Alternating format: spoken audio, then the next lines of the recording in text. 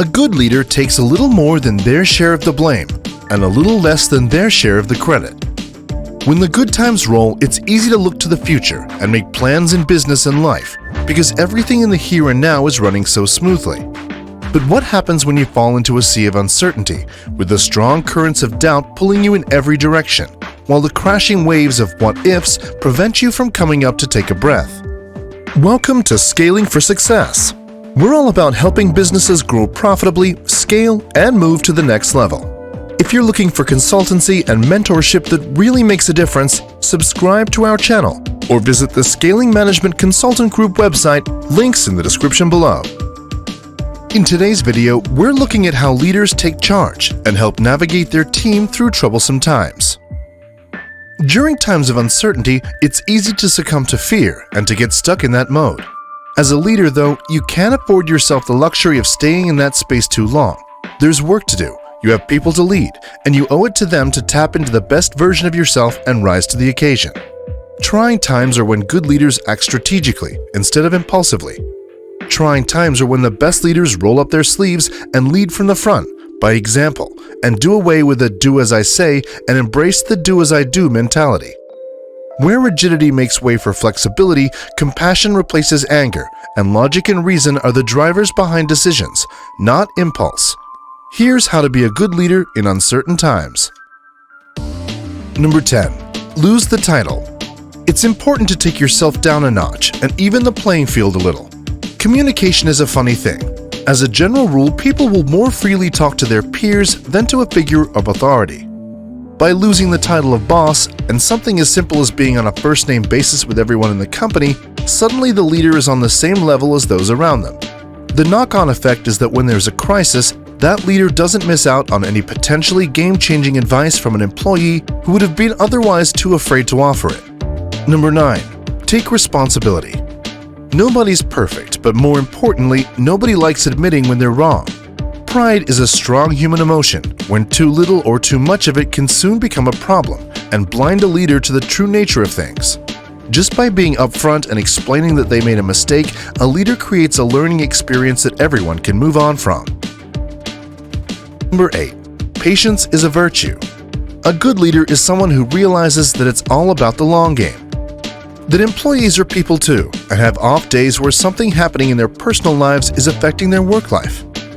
The key here is to have the patience required to allow that team member to work things out, but also have the flexibility to make small adjustments to accommodate changing needs, or just to offer support when it's needed. Barking orders won't work here. Number 7. Take ownership. A leader makes sure the buck stops with them. Difficult times call for difficult decisions, and ones that are hard to make due to the fact that not all parties will be happy with the choice. Being across all the contributing factors, using a level head to rationally assess the issue, and then having the bravery and willpower to take the action required doesn't have to be a nasty or malicious act, but it has to be something where there are no excuses or blame shifted to something else. Number 6. Conversations, not monologues. By talking with someone and not at someone, a good leader makes sure that communication is a two-way street and that they're listening to the other party, taking on board what they're saying. Employees are the most important resource in a business, and they're hired to provide the expertise and advice needed for that business to prosper. It only makes sense to make them feel valued enough that they can freely contribute to discussions. Number 5. Be attentive. Every employee is different, and what works for one person isn't guaranteed to work for another. By listening and being attentive to how each employee performs under certain conditions, a good leader gets a feel for how to best manage that team member to maximize their productivity with no expense to their happiness and well-being. Number 4. Knowledge is power.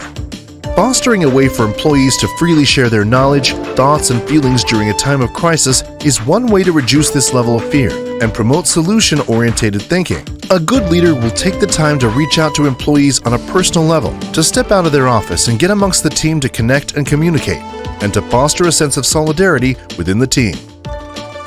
Number 3. Be authentic.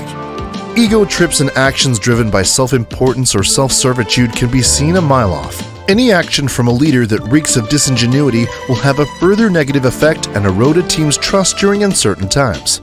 Disharmony and frustration are two things that breed uncontrollably when hard times befall a company. So a good leader has to ensure they're authentic with their interactions with staff. Number 2. Be transparent. People appreciate honesty and want to be kept in the loop. There is no use painting a picture of a perfect world only to have people losing their jobs the following week. A leader has to be open about the problems and issues facing a team and the potential negative impacts, because only then can the workforce be galvanized to all work together towards a solution. Number 1. See people for who they are. Once again, people aren't robots. We come in all sorts of different flavors, and as such, a good leader has to recognize what their team members' core values are to figure out how they'll best serve the company as a whole. Instead of trying to fit the people under them into a specific mold or box, individuality has to be celebrated by finding out what inspires different people to succeed and how best to recognize and acknowledge the value they bring to the team. A good leader is one that can work with an employee to solve a problem and relate to their point of view, and not just shoulder the burden themselves by micromanaging every member of the team. The big takeaway. There are a few points here to take away, and that is that not every manager is a good leader, but every good leader is a good manager. A leader is someone who has solid systems and processes in place to allow their teams to achieve that long-term goal or vision. These systems and processes fall by the wayside during a time of crisis, and it becomes more about leading well. It becomes more about taking care of the people as you'll need them to rebuild during the aftermath. By acknowledging the elephant in the room, a good leader effectively shuts down the rumor mill. They engage the people regardless of whether they have answers or not, because they know by ignoring the problem, you lose the trust and support of the workforce. Good leaders address the here and now, but don't become fixated on it. The focus has to be constantly shifted to what happens next, to what the solutions will be, and how the company will be moving forward. They're the ones who share updates as soon as they become available, because they know that the lack of vital knowledge will severely hamper the thinking required to execute a recovery. The kicker is that you don't need a title to be a leader.